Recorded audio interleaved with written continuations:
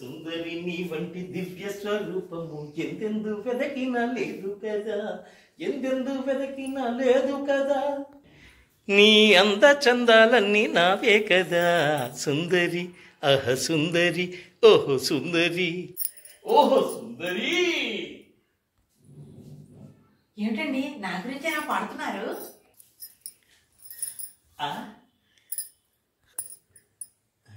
నీ గురించి అంటే ఆత్మవంచన అవుతుంది.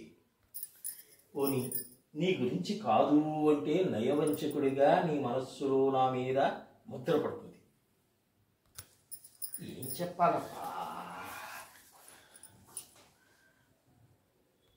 ఏంటండి అంతలా ఆలోచిస్తున్నారు? నువ్వు అడిగింది ఏమైనా సామాన్యమైన ప్రశ్న టక్కుని చెప్పేయడానికి? మేధావులు సైతం బుర్రలు పట్టుకుని ఆలోచించాల్సిన విషయం.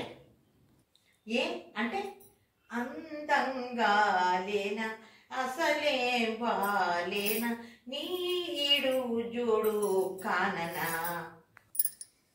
పాటలో చెప్పింది కాబట్టి పాటలోనే సమాధానం ఇవ్వాలి.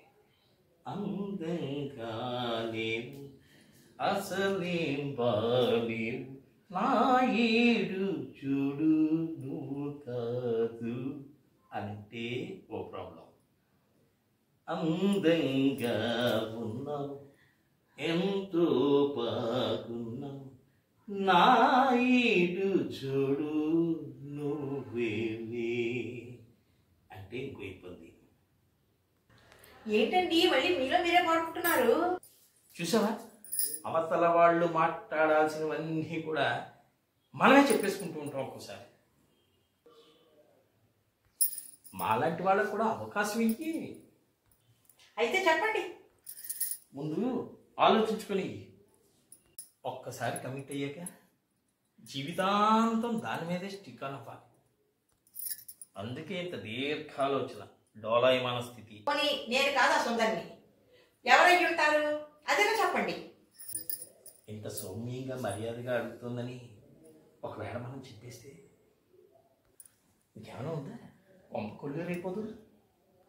ఏమిటండి కొంపంటున్నారు, కొల్లేరంటున్నారు? అదే ఏం లేదు, తెలంగాణలో మూసీ నది ప్రక్షాళన చేస్తాము అని అన్నట్టు మన ఆంధ్రాలో కూడా కొల్లేరు సరస్సుని ప్రక్షాళన చేస్తారు అని అంటున్నారు. ఓ అదా. ఇంతకీ నా ప్రశ్నకు సమాధానం చెప్పలేదు. అదేగా ఆలోచిస్తున్నది. కొంచెం కొంచెం టైం కావాలయ్యా. అంటే మీలో కొన్ని సందేహాలేవో నా మీద ఉన్నాయన్నమాట. చచ్చా, నా మీద నాకే సందేహాలున్నాయేమోనని నా సందేహం. సరే 5 minutes టైం ఇస్తున్నాను, ఆలోచించి చెప్పండి.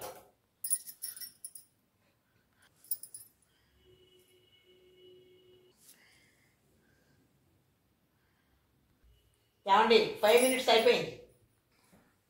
ఏమయ్యా, ఇది 5 నిమిషాల్లో చెప్పే సమాధానం కాదు, జీవితకాలం. జీవితకాలం ఆలోచించిన సమయం సరిపోదు. ఒక్కసారి కమిట్ అయితే నా మాట నేనే విననులాగా ఇది జీవితకాలం వెంటాడే విషయం. ఒకవేళ తేడా కానీ వస్తే జీవితకాలం నన్ను వెంటాడే విషయం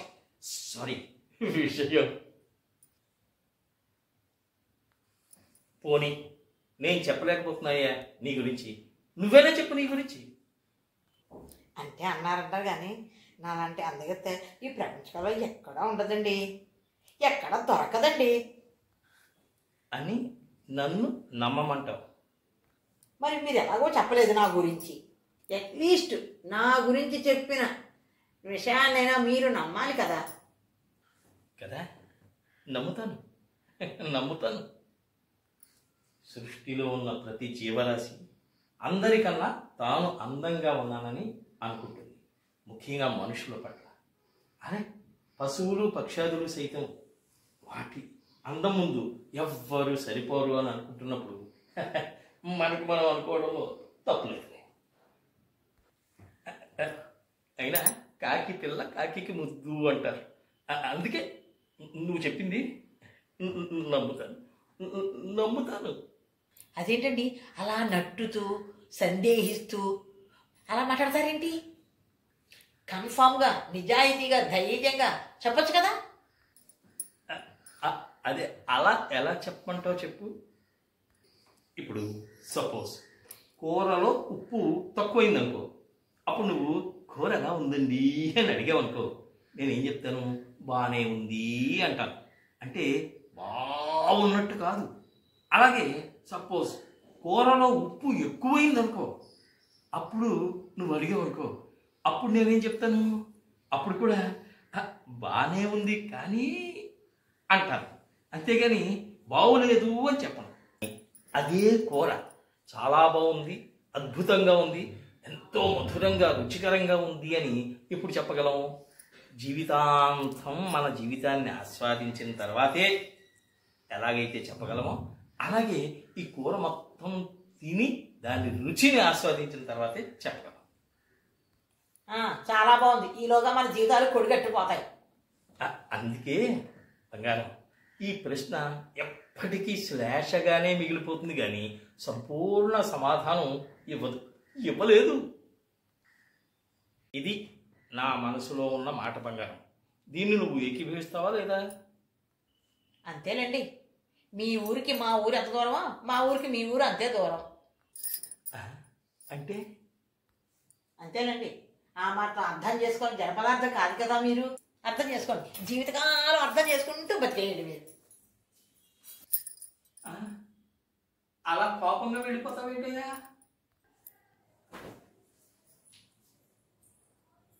ఓరి దేవుడు, ఈ ఆడాళ్ళన్నారు చూశాపు, వాళ్ళని గెలుచుకోవటం ఈజీ ఏమో కానీ వాళ్ళ మనసుల్ని గెలుచుకోవటం మాత్రం ఈజీ కాదు. అసలు జీవితమే సరిపోదు. ఆ మాటకు వస్తే దేవుడివైనా నీకు కూడా తప్పదుగా. అయినా అది తెలిసి పొద్దున్నే సుందరిని బట్టి దివ్యసా రూపము ఎంతెంతో బతికినా లేదు కదా, ఎంతెంతో బతికినా లేదు కదా, కదా అని దిక్కుమాల పాటని పాడి నన్ను నేను తెలుసుకోవడం అంటారు చూశారు. అది చేయటం ఎందుకంటారు మీరే చెప్పండి.